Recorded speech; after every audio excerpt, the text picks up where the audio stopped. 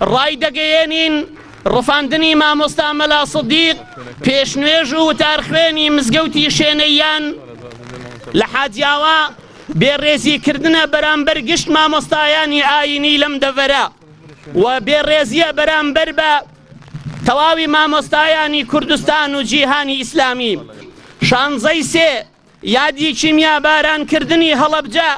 دەبوو بڕیاری دەستگیرکردن و دادگاییکردن بۆ جاش و مستەشارەکان دەرکرابە نەک زۆر بەڕوونی بە ئامانجگرتنی مامۆستایانی ئاینی مێزەرپاک لێرە و لەوێ ببیندرێت بە کوشتن و ڕفاندن و دەستگیرکردن. داواکاری ئیمە ئەوەیە مامۆستا بێتەوە، داوا لەو حکومەتەیەکەین ئەلێرە بردیتیان بە پێخواسی پێراوی دە پێدانەی نەبووە هاتینە ڕاستیان بردیە، داوان لەو حکومەتەیە لێرە مامۆستا سەدیق بێتەوە. پێ نازانین ناوەڵڵا هیچ کەس وەی نەگوتیە، گوتی تێ نازانین ئەمە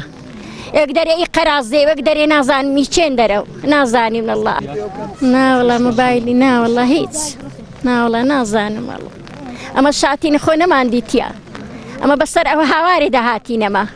لەگەر کەسیش ئەمە دژبن نینە لەگەر کەس نە دژبنی هاتینمانەیە نە مامۆستا لەگەر کەس ئەوە عێدزە.